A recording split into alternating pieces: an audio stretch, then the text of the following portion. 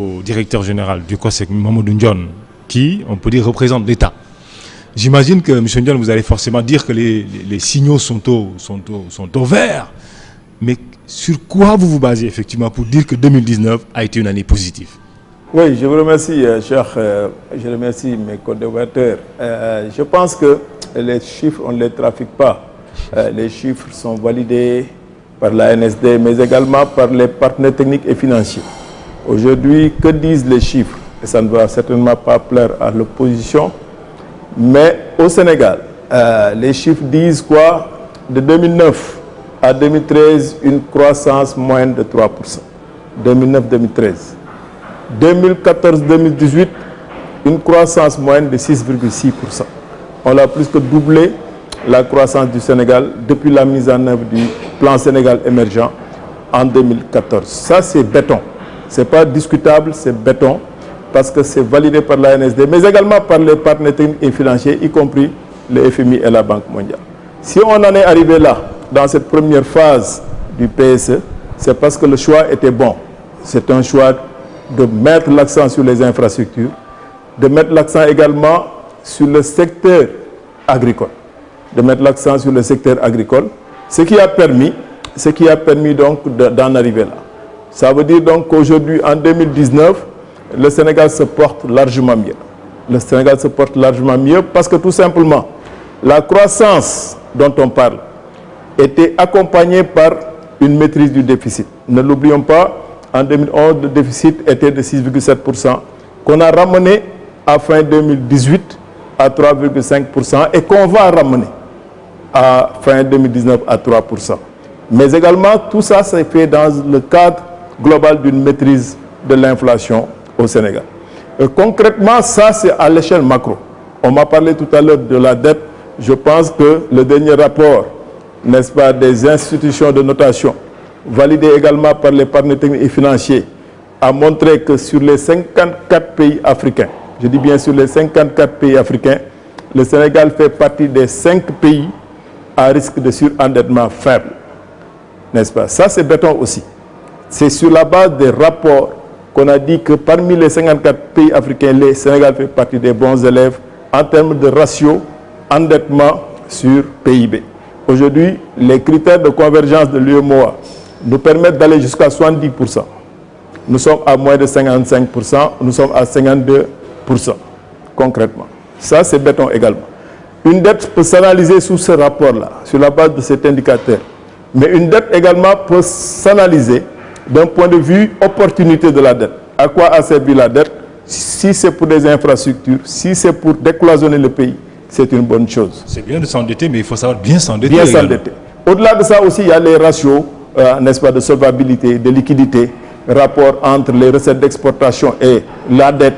Tout ça, sur la base de tous ces rapports, le Sénégal est un bon élève, le Sénégal est sur la bonne voie. Vous dites que le Sénégal est sur la bonne voie, le Sénégal se porte bien, et nous avons assisté, durant cette année, à 2 lois de finances rectificatives. Ça, c'est de 1. De 2 également, on voit que vers la fin de l'année, tous les prix ont flambé. Certains vont même jusqu'à se poser la question de savoir, est-ce qu'il n'y a-t-il pas réellement un problème de planification au niveau de l'État du Sénégal? Bon, quand vous dites tous les prix, bon, c'est pas tous les prix, cher. Faut pas que... Voilà, parce que le Sénégal quand même a une bonne maîtrise de l'inflation. Mais les plus déterminants quand voilà, même. Depuis que le président Macky Sall, tout ce que vous voulez. Absolument. Depuis que le président Macky Sall est au pouvoir, ça fait partie de l'ADN de sa politique, de tout faire pour que, disons, au niveau social, pour une maîtrise de l'inflation, au-delà même de certains épiphénomènes. Concrètement, je vais revenir à votre question, mais je voudrais juste dire que ce que je viens de dire, c'est à l'échelle macro. Oui. Maintenant, à l'échelle concrète, comme on dit, voilà, tout à l'heure même, on a donné l'exemple de préférence nationale. Voilà, les 150 000 tonnes de pommes de terre qu'on a eu à cultiver cette année, n'est-ce pas, concrètement, ont servi à la consommation nationale. Et l'État a dû bloquer les importations. Aujourd'hui, le Sénégal est autosuffisant en pommes de terre au moins sur 10 mois. Et pendant la période de production, l'État protecteur bloque les importations au nom de la préférence nationale. Pourquoi? Parce qu'il y a la production en face. Et les conditions pour qu'on en arrive à ces productions ont été mises en place dans le cadre du PRACAS qui a permis de révolutionner tous les segments. La dernière fois, j'ai discuté même avec la filière manioc où nous avons dépassé le million de tonnes de production de manioc. Nous avons dépassé aujourd'hui, même sur le Khal, la pastèque, les 800 000 tonnes. Tout ça, c'est une politique, une volonté politique de maîtrise de l'eau, mais également de décloisonnement du pays. Quand on investit sur les infrastructures, on trouve 32 km d'autoroute dans un pays. On y ajoute 189 km. Compte tenu de l'actuel projet Kaolack, Mbour-Fatick-Kaolack, qui va rajouter 125 km supplémentaires. Compte tenu toujours de la dorsale, qui partira de la VDN jusqu'à Saint-Louis. Je pense qu'on est sur la bonne voie.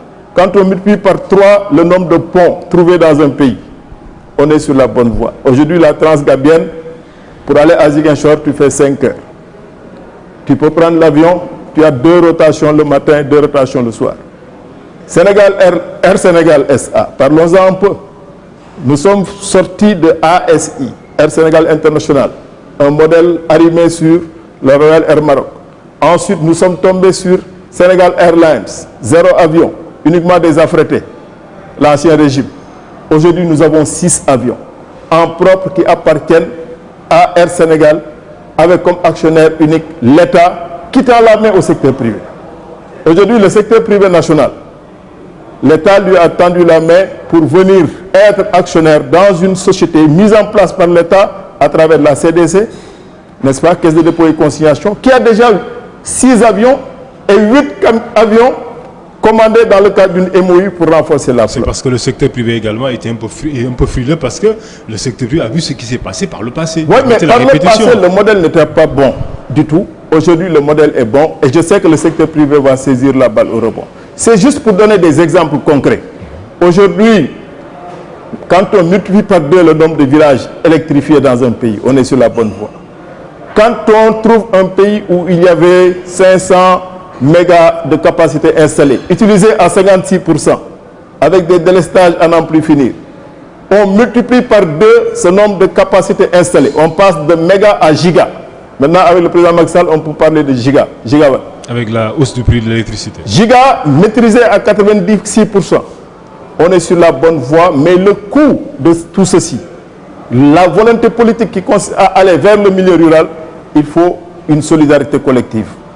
Vous avez parlé de la hausse du coût de l'électricité, des tarifs. Oui. Moi, je parlais beaucoup plus de réajustement. Pourquoi je le dis? Je donne un exemple. Tous les pays africains, à partir de 2016, ont augmenté les tarifs de l'électricité. Le Rwanda a augmenté 35%. La Côte d'Ivoire, plus de 30%. Tous les pays ont augmenté.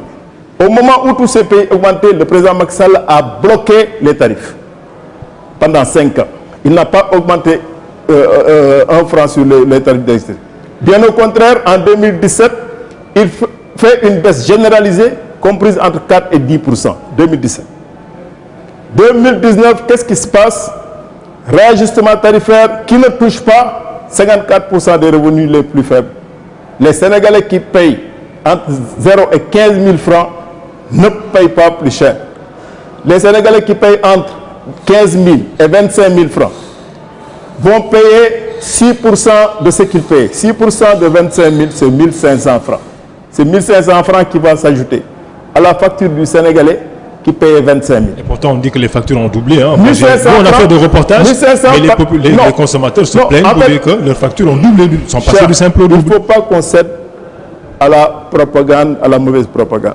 Aujourd'hui, nous avons en face de nous une opposition qui ne s'est pas encore réveillée du coup KO du 24 février 2019. Peut-être qu'ils se réveilleront un jour. Peut-être. Mais il faut qu'ils sachent que c'est 58% des Sénégalais qui ont fait confiance au chef de l'État. 6% de 25 000, c'est 1 500 par bimestre. En 2 mois, celui qui payait 25 000 francs, c'est 1 500 francs de plus qu'il payera. Et ces Sénégalais-là, qui ont une facture qui partirait de 0 à 25 000 francs, représentent plus de 95% des clients de la Sénélec. Donc c'est une poignée de Sénégalais comme vous et moi qui allons supporter quoi? Qui allons supporter cette hausse de 7% sur ce. Pourquoi nous le faisons? C'est au nom de cette solidarité nationale. N'oublions pas que l'État a pris en charge les plus de 20 milliards de plus qui vont s'ajouter pour réajuster, en termes de réajustement. Il n'y a que 2 milliards de plus que les Sénégalais, comme vous et moi, allons supporter pour ce léger réajustement. Pour dire simplement quoi? Oui. Aujourd'hui, le chef de l'État s'est fixé comme cap l'accès universel à l'électricité à l'horizon 2025. Il a déjà beaucoup fait en milieu rural. Il a multiplié par 2, disons, les lignes haute tension orientées vers le milieu rural. Il a mis en place le mix énergétique qui nous fait passer de 0%, je dis bien 0% d'énergie renouvelable en 2012 à aujourd'hui 20% de renouvelable avec les champs solaires et avec demain la centrale éolienne de Taïba Ndiaye qui va nous propulser jusqu'à 30% de renouvelable. C'est au nom de cette politique de solidarité nationale, disons de démocratisation de l'électricité sur toute l'étendue du territoire, que cette solidarité a été mise en place. C'est juste un réajustement. C'est dans le contexte global africain, le Sénégal est un excellent élève, n'est-ce pas, en termes de prouesse, en termes de record, n'est-ce pas, dans le secteur de l'énergie. D'accord. Alors, M. Ndour, vous n'êtes pas d'accord avec la politique proposée, même par le gouvernement. Alors, selon vous, qu'est-ce qu'on doit